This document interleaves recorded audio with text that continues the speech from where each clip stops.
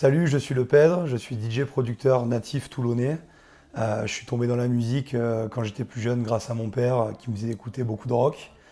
Et petit à petit, je me suis mis à l'électro et j'ai essayé de combiner les deux mondes, notamment avec mon dernier single I Was Made, sorti chez Spin Records et qui tourne aujourd'hui sur nos radios nationales, Énergie et Fun Radio.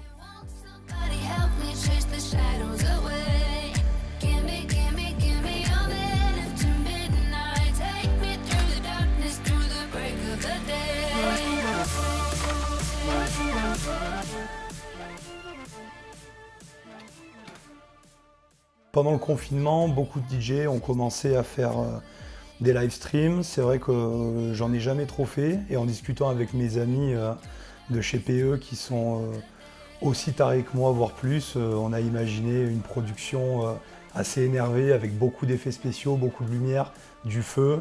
Et je vous assure qu'on s'est retenu parce que le projet aurait pu aller beaucoup plus loin.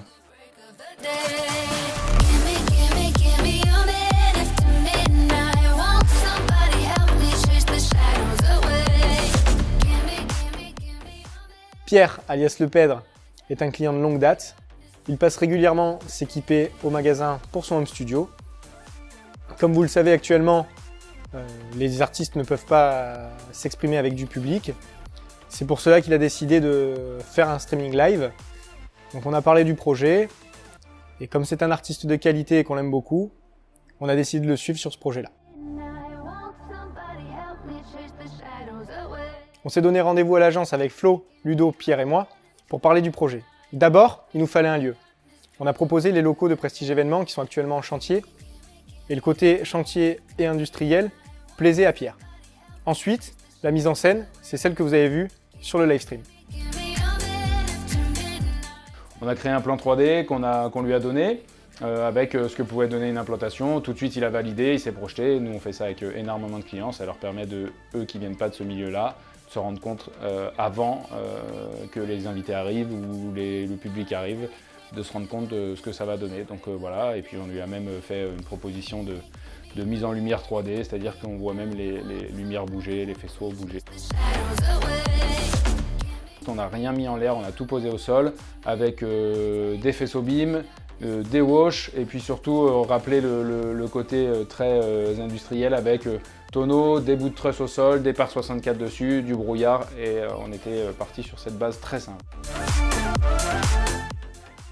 Pour le Gimme Live, le choix des effets spéciaux s'est porté sur des flammes et également du feu principalement, de l'étincelle. En accord avec le DJ Le Pèdre qui avait un set électro mais avec des passages musique, rock, puisque c'est également un musicien, il joue de la guitare, il joue de la batterie. Donc on a un côté industriel, vous pouvez le voir, on est sur le lieu du tournage.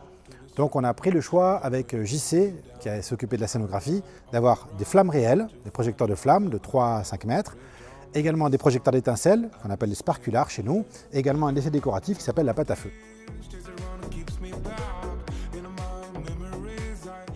La pâte à feu, c'est une pâte comme une pâte à modeler qui se consume, qui brûle, comme vous pouvez le voir. Là, j'ai par exemple, vous voyez la matière que c'est à l'image. Le gros avantage dans une captation vidéo, c'est qu'il n'y a pas de dégagement de fumée. Donc il y a très peu d'odeur et au niveau sécurité, on peut l'arrêter très facilement avec de l'eau.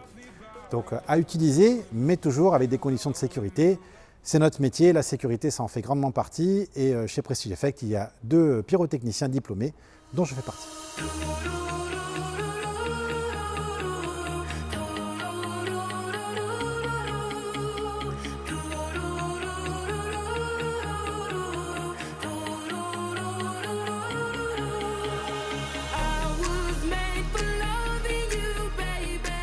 Alors pour le Gimme Live de Le Pèdre, l'idée c'était vraiment de varier énormément les plans puisqu'il y avait beaucoup de matières intéressantes à mettre en avant.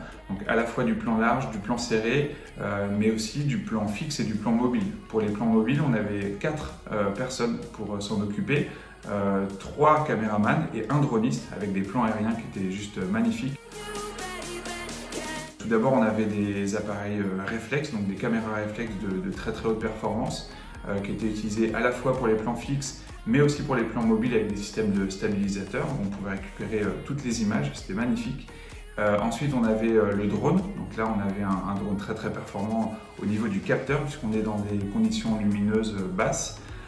Et enfin, on a installé également une GoPro pour pas qu'elle soit trop visible dans le champ principal sur un rail, sur un travelling motorisé. Et l'idée, c'était d'avoir aussi une variation de mouvement légère sur un plan serré face au DJ. Alors concernant les cadreurs, on avait une équipe franchement au top, je ne les connaissais pas, on avait des gens de bonne composition, super pro, qui ont tout de suite compris l'idée du projet, donc ça c'était cool. Je les ai simplement un petit peu orientés sur les choix d'axes, parce que c'est vrai que dans la musique DJ on a des axes assez spécifiques, et ne les connaissant pas, je préférais axer un petit peu quelques orientations de plans par rapport à ça. Après, la rencontre était super, voilà, c'était très très fluide, des vrais pros, et ça je tiens à souligner parce qu'ils ont vraiment sorti des images magnifiques qui ont permis de faire un résultat vraiment top. Voilà, donc une rencontre très simple avec un super résultat, donc cool.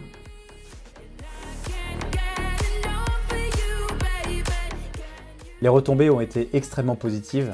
On a eu des relais donc comme Energy, Spinnin' Records, alors on s'attendait à avoir ces grosses plateformes qui nous diffusent. Après, il y a eu des relais de DJ notamment comme Guet-Apens ou Millennium Tracklist, et on ne s'attendait pas à avoir ces diffusions-là, donc ça a créé un petit peu le buzz. Pour le live de Lepèdre, qui est un DJ à dimension internationale, on a voulu vraiment amener quelque chose de plus, et donc c'est pour ça qu'on a rajouté nos effets spéciaux. L'idée du buzz aussi, notamment avec donc les platines enflammées, on a voulu rajouter notre petite pierre à l'édifice. Voilà, on voulait proposer quelque chose de différent de ce qui se fait sur les plateformes actuellement.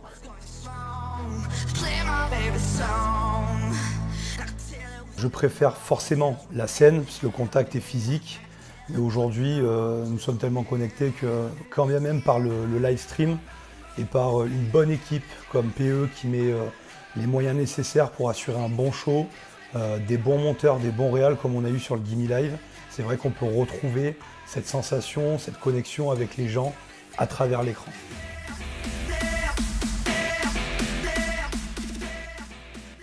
Voilà, j'ai été content de tourner ce Gimme Live avec PE Sonolight, parce qu'avec ces gars, on arrive sur des choses comme ça. Voilà, beaucoup disent mets-nous le feu aux platines, eux le mettent vraiment. Voilà, physiquement parlant, nous arrivons à aller très loin dans le show. Pour mon dernier single, qui est une reprise de ABBA, Gimme Gimme Gimme, qui est en train de faire son chemin un peu partout dans plusieurs pays du globe, donc je vous invite à aller streamer ce titre. Et une nouvelle collaboration assez importante arrive au mois de mai. Je laisse la surprise, et je souhaiterais mentionner que je suis vraiment très heureux de faire avancer mon projet avec PE, et on vous réserve, PE et moi-même, des surprises pour la suite. Alors oui, avec PE, donc on a vu ce sera soit la lune, soit sous l'eau, on ne sait pas encore, on va essayer de voir. Non, plus sérieusement, on a une belle région côtière, donc je pense qu'on va essayer d'aller taper l'aspect marin. Tout ce que je peux dire pour le moment. Voilà, je suis vraiment heureux aujourd'hui qu'à notre niveau local, Toulon, que ce soit artistiquement pour ma part ou techniquement avec mes amis de chez PE ou tous les autres partenaires, on ait pu monter un projet qui aujourd'hui a été diffusé nationalement sur Energy, internationalement sur Spinnin' Records, sur Warner Music, DJ Mag. On a eu des super partenaires pour un projet qui parle d'un délire autour d'un café avec une bande de pros, mais une bande de copains avant tout. Donc voilà pour ce show qui a eu lieu. On était quand même environ 50 000 spectateurs à le regarder.